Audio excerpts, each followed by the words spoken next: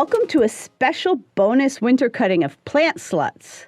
It's winter, so the only gardening we can really do right now is indoors. Look around your living room. You probably see a monstera, maybe a pothos, definitely a sad-looking fern. Mm-hmm. We treat them like babies, but today we're asking, why the hell are they here?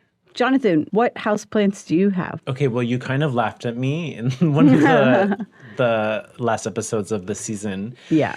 That I have a citrus tree. That's my indoor plant. That you just bring in during the winter. It's an indoor plant in the winter. In the winter, okay. Winter house plant. And then it's an outdoor plant for the rest of the year. Got it. The short summer that we have here in Montreal. I also have some remnants from the divorce. So I have a dried up fern in the bathroom that's been sitting there, I think, for probably like 4 or 5 months. It's just like sitting on the toilet. I can see it and it reminds me of like why it's there and like the kind of abandonment and neglect that I've given to it. Oh my God. I also have some ZZ plants, I think they're called. Snake plants. I have a couple ficus that are fighting for their lives. A Norfolk pine and also, spider plants. What about you? I have a lot of houseplants. I have a flamingo lily, purple heart, Rex begonia, lots of golden pothos all around, a baby rubber plant, Chinese money plant I just got, button fern, Swiss cheese plant. I have prayer plants. I have one in the bathroom. And I have a string of hearts down here in the basement by a little window, variegated philodendron, snake plants. We also have a ton of Christmas cactuses, which were things that Nathan brought to the relationship.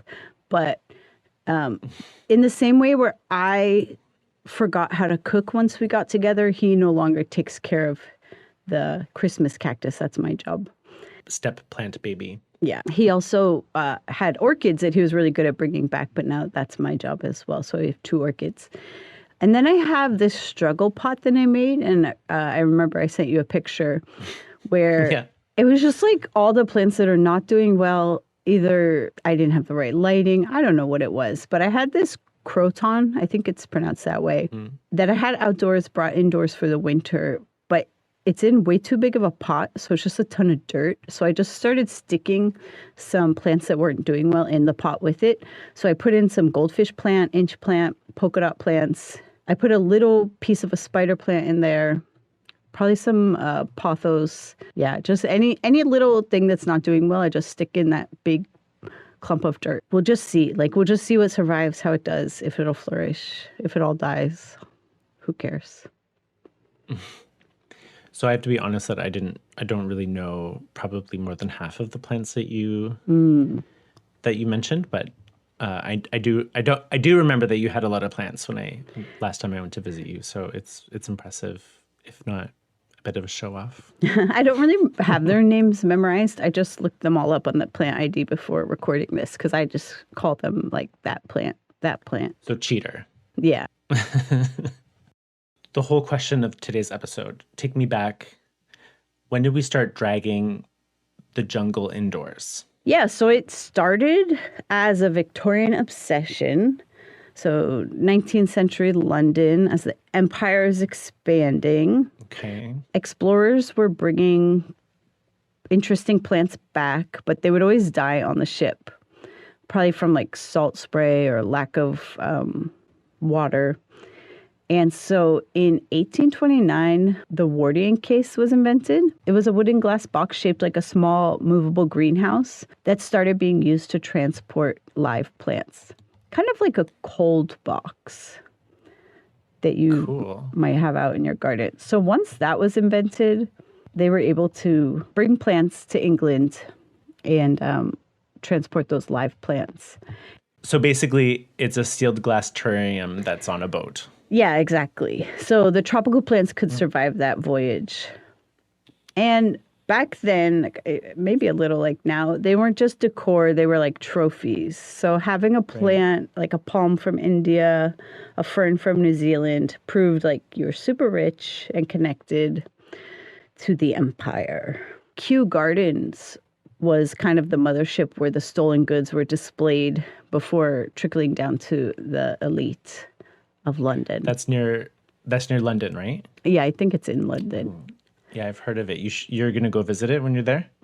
Yeah, that's the plan. I Jealous. want to see all the stolen goods. And then I'll go to the British Museum. Just kidding. And see another Yeah. bunch of stolen Yeah, goods. I just want to go to England and see all the stolen goods. The one plant that could survive those dark, cold-filled Victorian parlors was the cast iron plant, or Aspidistra. Okay. It was like the original unkillable plant. Like, think of like snake plants now. Ooh, I need that plant. It's kind of like, it kind of looks like a snake plant, except it's long and green, but it does definitely have like a tropical feel compared to probably the native British plants. The history is pretty intense, but living in the US and Canada, why do we still always import these tropical plants for our houseplants? Couldn't we just dig up local ferns from the forest and then keep them in our living room? Actually, there's really no such thing as a native Canadian houseplant. So, in Canada, I can't just like pick something up out of the forest because it's dependent on a dormancy period.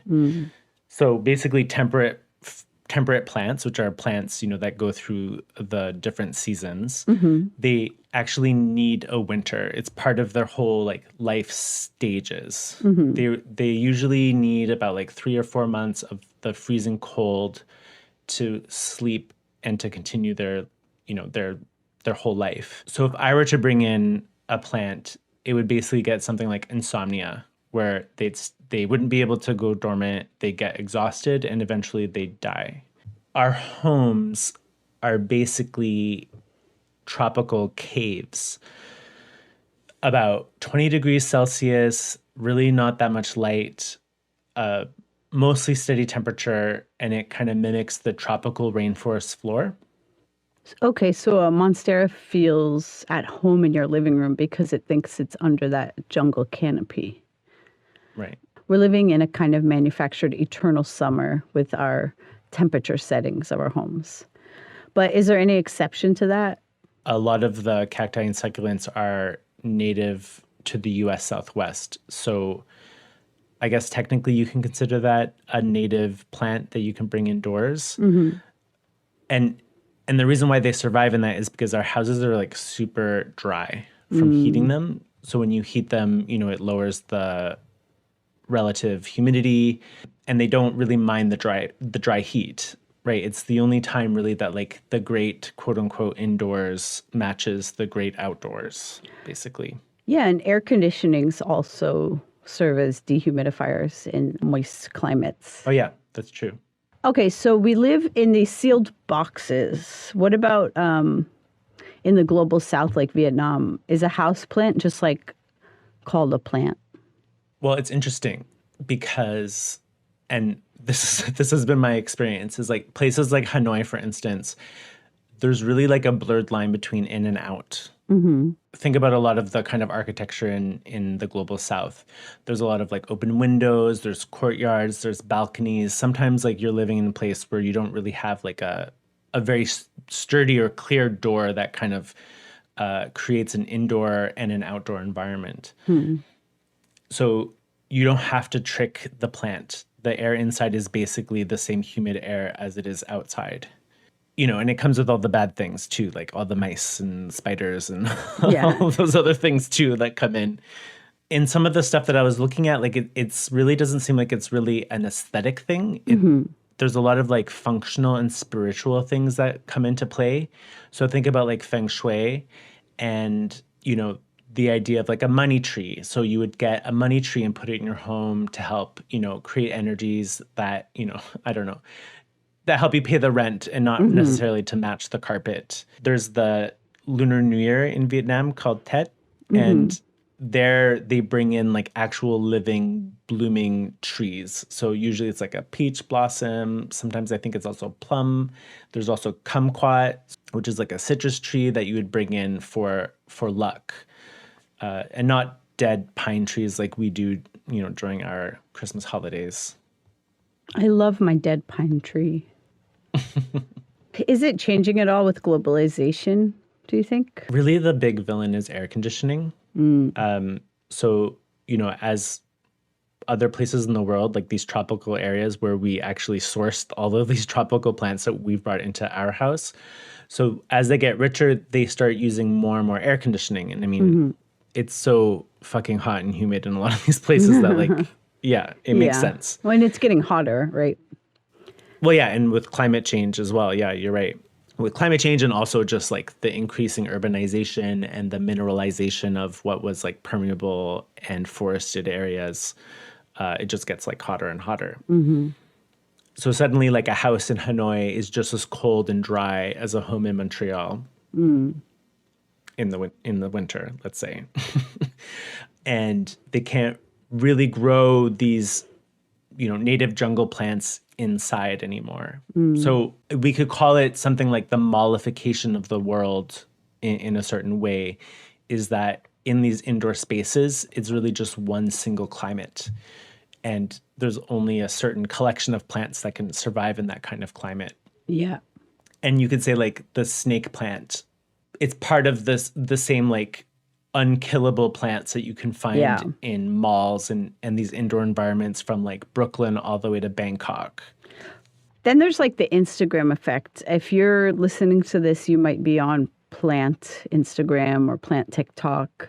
We're kind of getting influencers showing us like the clean minimalist aesthetic and what plants go along with that, and kind of trading cultural plants for, that global beige look. But then there was also the COVID houseplant bloom.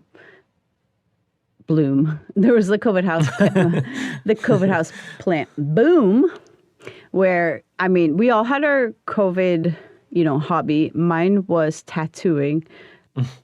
What was yours? Sourdough? Or what did you do? What was mine? Yeah. I don't know, honestly, but at the beginning I was watching like really trashy television until I just started feeling really bad and gross about my life.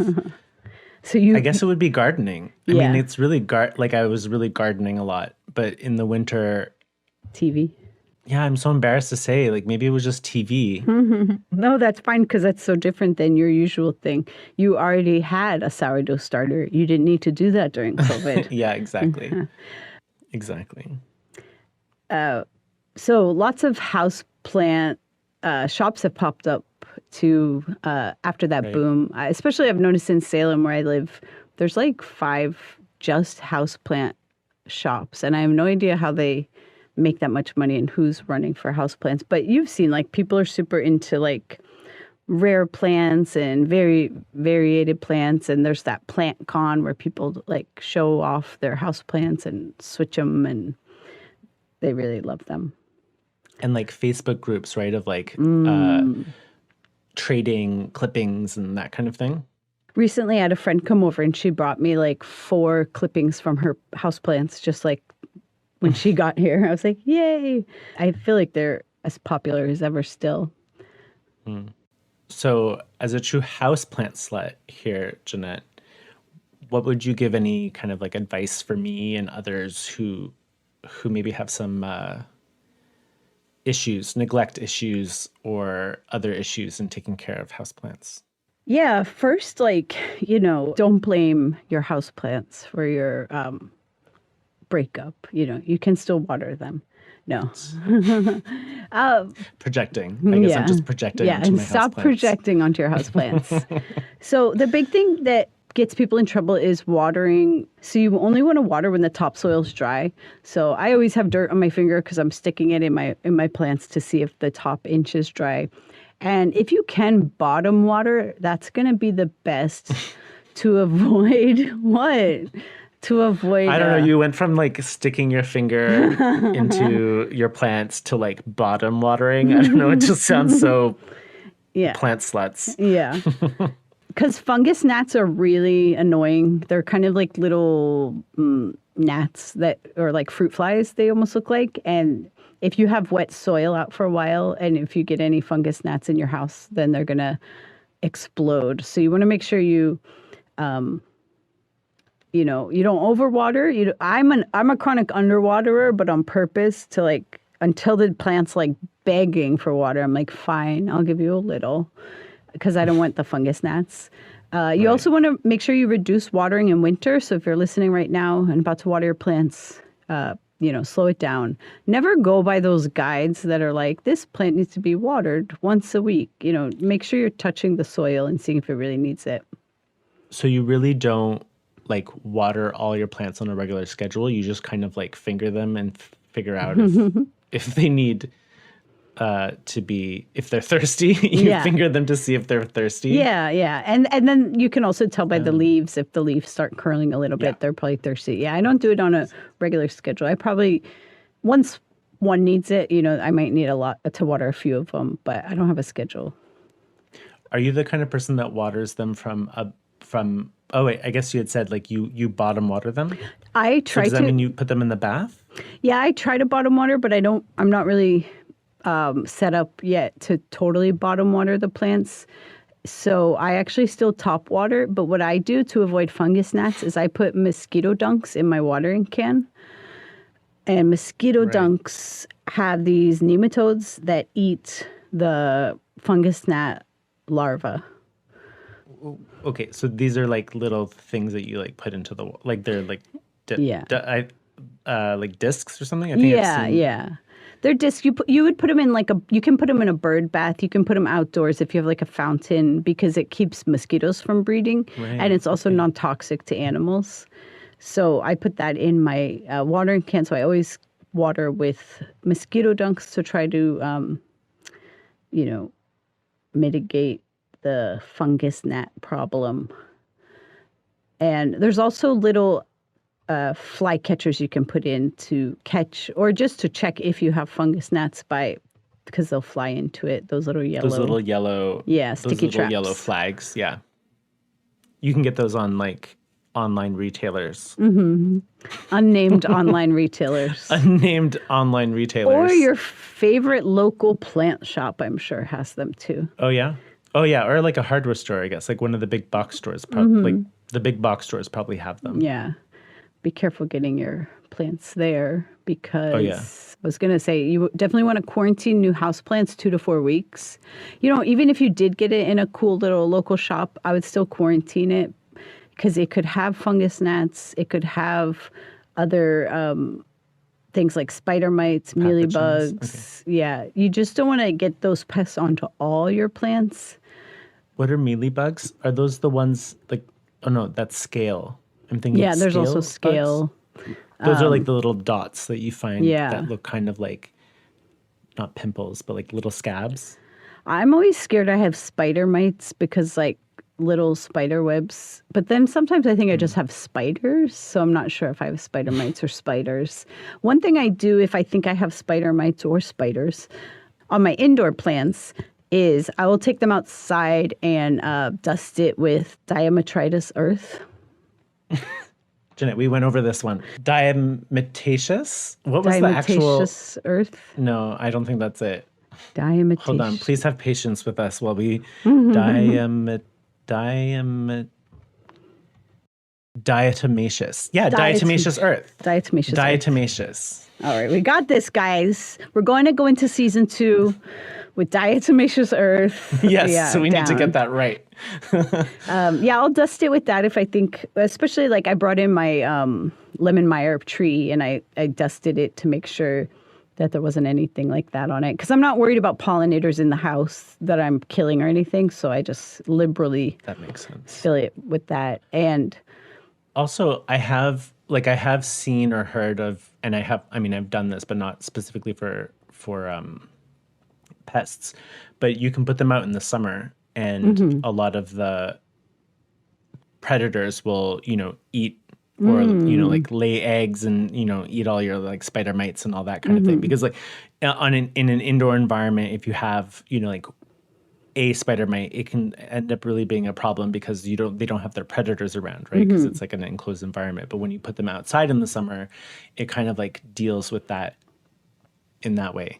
Yeah, and then you just want to be careful of bringing anything back inside around your other plants. A lot of those pests are also effectively taken off by just spraying the leaves with water. Yeah, and I've also seen spraying them with alcohol, Okay. isopropyl alcohol. Yeah. Isopropyl alcohol. Yeah, That's just like rubbing alcohol. yeah, right? just there you go. Spraying it with rubbing alcohol. What doesn't really affect your houseplants. It shouldn't affect your houseplants. I mean, you might want to try it out on a little bit before you go crazy. I've also seen people do it with hydrogen peroxide, which they say is a little more gentle. What about just like black soap or something like that? Black soap. Is Oh, black that's soap? like the French, like, I do you thought know that how was the black soap- thing do you from know- that episode where we were talking about where the girl with skin cancer. Black Solve. Yeah. Black Solve. No, like black soap is like that. I don't know. It's common here. It's like from France. It's true that they all seem like it's from France, but it's like a type of olive oil soap. You Okay. can mix it with water and spray that. I use the Dr. Bronner's glycerin soap and spray that as well. Yeah, because that shit is not good for your skin. To be honest, it's so like Drying. It's, I don't know. It's so drying, yeah. Yeah. One tip for houseplants is if you're going to go get a houseplant, well, first of all, don't buy other people houseplants. But if you're going to go Why? buy yourself a houseplant, I'll tell you why. You have to know where you're going to put it. I have been in the situation where I go to the store and I'm like, oh my God, it's so pretty. And then you see the lighting requirements. And do you really have that open window that gets enough sun? Make sure, do you have a table or a plant stand in front of that window? Because you don't want to have to you don't want to have to rearrange your life around this plant you brought in. You'd rather have it fit where you want it to fit originally. That makes sense. So buying like a houseplant for someone is probably really inconvenient to them. Yeah, because they might not have do I have a bright indirect window that has a shelf that I can put a plant on? Unless it's one of the low light, low water snake plants, and I guess you can, give those away to your mother-in-law. Or if you know, I guess your friend or your mother-in-law's house intimately, and you know that there's a specific spot where a plant would go well. Okay. Yeah. I'm just thinking, I've been buying my mom houseplants for Mother's Day every year and other holidays. So when you said that, I was like, oh no. Does she find places for them and do they survive? Yeah. Good. Yeah. My mom's surprisingly good at, I don't know what that's a loaded statement. What do I think about my mom that it's surprising that she can take care of a plant? It's just I'll talk about that in therapy. No, it's just it's a late coming thing. I don't think she really took care of plants previously, and then all of a sudden, nowadays, she has all these Christmas cactuses that all seem to bloom majestically at the same time around Christmas. You know? That's what we have going on right now in our house. And I don't know about you, if you've heard of Christmas cactuses, but I feel like every Christmas cactus I meet is at least 30 to 100 years old from someone's grandmother. They live forever, and people pass them down through generations. So we have some 30-year-old Christmas cactuses here. Really? Wow. Christmas cactuses, there's some tips I have for those. If you have a Christmas cactus, when they're growing, their leaves grow in little nodes, You can kind of tell the difference between a leaf on top of a leaf, like a string of leaves. And after it hits 3 leaves, you want to trim it because then it could potentially split to make it bushier. So you don't have just long branches of Christmas cactuses. And then as it starts getting cooler and winter's coming around where you want it to bloom, around October, I think you want to stop watering. And that gets it to bloom. And it also needs a regular light cycle. It needs to have 12 hours without light. It helps it flower if you have it on a good schedule. So not somewhere where you're flipping lights on and off. I guess that's why it's called Christmas cactus, because the days are shorter. Yeah, that makes sense. And that's when it starts to bloom. We also have an Easter cactus, and I think it's just one that blooms a different time. All right, so next time you water your pothos, remember, it's not just a plant. It's a survivor of a Victorian obsession, a hostage in your climate-controlled cave, and a symbol of how we've turned the whole world into one big air-conditioned waiting room. Yeah, this has been fun. I don't think we'll look at our snake plants the same way ever again. Bye, sluts. Bye, sluts.